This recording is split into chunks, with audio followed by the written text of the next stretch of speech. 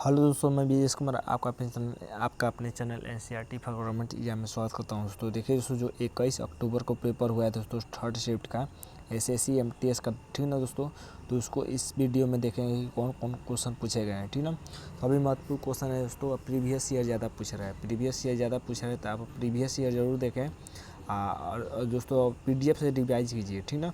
कि क्वेश्चन हूबहू दोस्तों पूछ भी दे रहा है, तो हूबहू पूछ दे रहा है, तो उसके लिए जितना भी शिफ्ट में पूछा गया है उसको रिवाइज करना चाहते हैं तो टेलीग्राम से जुड़ जाइए। वहाँ पर सभी मैंने उसको पीडीएफ डाल रखा है, तो वहाँ से आप रिवाइज भी कर सकते हैं, ठीक ना। तो देखते हैं दोस्तों, कुछ देखिए। तो पहला क्वेश्चन पूछा था कि डोलू कुनीथा किस राज्य से संबंधित है। तो देखिए दोस्तों, डोलू कुनीथा की बात कर लेते हैं, तो ये कर्नाटक राज्य से संबंधित है डोलू कुनीथा, ठीक है। अब भूत आराधना भी दोस्तों याद रखिएगा, भूत आराधना भी दोस्तों कर्नाटक से संबंधित है। यक्षगान याद रखिएगा दोस्तों, यक्षगान भी कर्नाटक से संबंधित है। तो सभी दोस्तों क्वेश्चन कर्नाटक से संबंधित है, ये याद रखिएगा। अगला देख लेते हैं दोस्तों। देखिए अगला पूछा था कि कोयम्बटूर किस राज्य से संबंधित है। देखिए दोस्तों, कोयम्बटूर दोस्तों ये तमिलनाडु से संबंधित है। तमिलनाडु में दोस्तों कोयम्बटूर है। अब मदुरई के बारे में याद रखिए दोस्तों, मदुरई भी तमिलनाडु में पड़ता है। लेकिन पूछे दोस्तों कि भारत का मैनचेस्टर किसे कहा जाता है। भारत का मैनचेस्टर, तो देखिए दोस्तों, भारत का मैनचेस्टर कहा जाता है दोस्तों अहमदाबाद को दोस्तों भारत का मैनचेस्टर कहा जाता है। अब मैनचेस्टर का मतलब ये दोस्तों कि वहाँ पर ज़्यादातर कपड़े दोस्तों बनाए जाते हैं, यानी सूती कपड़े। तो इसीलिए दोस्तों मदुरई में भी दोस्तों ज़्यादा कपड़ा बनाया जाता है, सूती कपड़े। इसीलिए दोस्तों मदुरई को दक्षिण भारत का मैनचेस्टर कहा जाता है, ठीक ना। तो याद रखिएगा कि दक्षिण भारत का पूछे मैनचेस्टर तो मदुरई हो जाएगा, भारत का मैनचेस्टर पूछे तो अहमदाबाद हो जाएगा, ठीक ना। तो ये क्वेश्चन याद रखिएगा, कंफ्यूज मत होइएगा, पूछ सकता है। क्योंकि तमिलनाडु से कोयम्बटूर पूछा है, तो आने वाले शिफ्ट में दोस्तों मदुरई भी पूछ सकता है। अगला देख लेते हैं दोस्तों। देखिए अगला क्वेश्चन पूछा था कि टीसीएस के एमडी और सीईओ कौन है। तो टीसीएस के एमडी और सीईओ दोस्तों, देखिए टीसीएस का काम क्या होता है। जितने भी दोस्तों एसएससी एग्ज़ाम हो गया या रेलवे एग्ज़ाम हो गया, तो उसको कंडक्ट करवाता है ज़्यादातर टीसीएस ही, ठीक ना। तो देखिए इसके एमडी और सीईओ के कार्तिसिवन दोस्तों इसके एमडी और सीईओ है, ठीक ना। अगला देख लेते हैं दोस्तों। अगला क्वेश्चन पूछा था कि द हंग्री टाइड पुस्तक किसकी है। देखिए दोस्तों, द हंग्री टाइड पुस्तक की बात कर लेते हैं, तो ये अमिताभ घोष की पुस्तक है। अमिताभ घोष की भी दोस्तों एक प्रीवियस ईयर क्वेश्चन याद रखेगा, पूछ लिया है, पहले भी पूछ सकता है कि द शैडो लाइन किसकी पुस्तक है दोस्तों। तो अमिताभ घोष की पुस्तक है, अमिताभ घोष की, ठीक ना।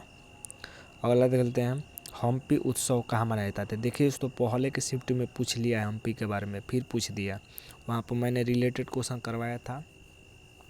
तो देखिए फिर पूछ दिया कि हम्पी उत्सव कहाँ मनाया जाता है। तो देखिए दोस्तों, ये कर्नाटक में मनाया जाता है। हम्पी जानते हैं दोस्तों, विजयनगर साम्राज्य की दोस्तों राजधानी हुआ करती थी, ठीक ना। विजयनगर साम्राज्य की राजधानी हुआ करती थी। विजयनगर साम्राज्य की स्थापना किसने की, तो हरिहर और बुक्का ने की थी, ठीक ना। हरिहर और बुक्का ने दोस्तों, हरिहर और बोक्का याद रख सकते हैं, लेकिन बुक्का याद रखेंगे, बोक्का याद रखेंगे तो याद हो जाएगा, ठीक है। तो हरिहर और बुक्का ने विजयनगर साम्राज्य की स्थापना की थी दोस्तों, और विजयनगर साम्राज्य की राजधानी हम्पी हुआ करती थी। अगला देख लेते हैं दोस्तों।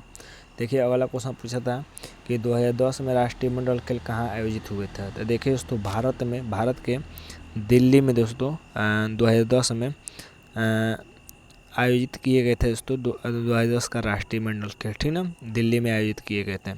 और दोस्तों अगर ये पूछे दोस्तों कि पहली बार राष्ट्रीय मंडल खेल कहाँ आयोजित किए गए थे, तो 1928 में हैमिल्टन में किए गए थे, ठीक ना, हैमिल्टन में।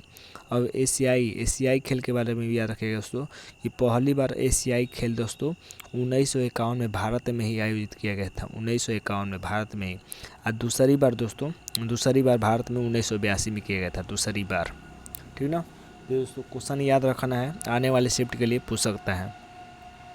अगला क्वेश्चन पूछा था दोस्तों कि प्राइड स्कीम कहाँ शुरू की गई। तो देखिए दोस्तों, प्राइड स्कीम की बात कर लेते हैं, तो ये केरल में शुरू की गई प्राइड स्कीम, ठीक ना। तो प्राइड स्कीम दोस्तों केरल से संबंधित है।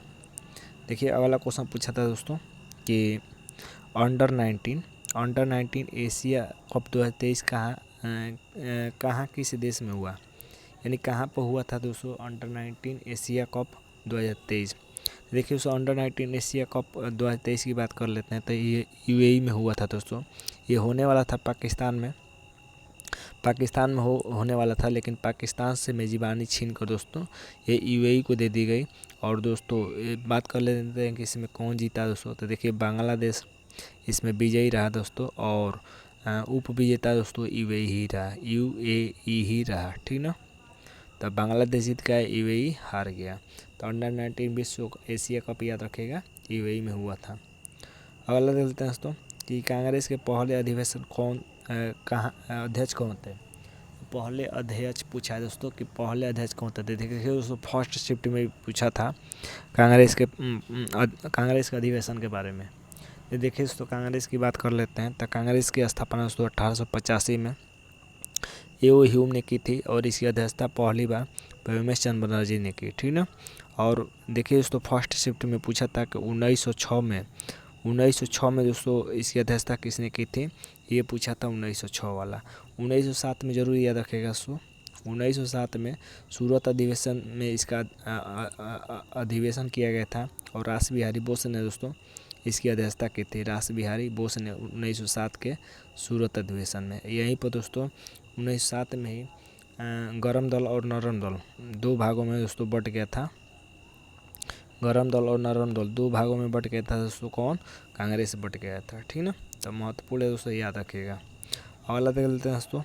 अगला क्वेश्चन पूछा था कि अपर्याप्त वर्षा किस राज्य या केंद्र शासित प्रदेश में होती है। देखिए दोस्तों अपर्याप्त वर्षा मतलब थोड़ा कम वर्षा, तो ये लद्दाख में होती है दोस्तों। लद्दाख के बाद जम्मू कश्मीर में आता है दूसरे नंबर पर। तो अपर्याप्त वर्षा दोस्तों लद्दाख में होती है।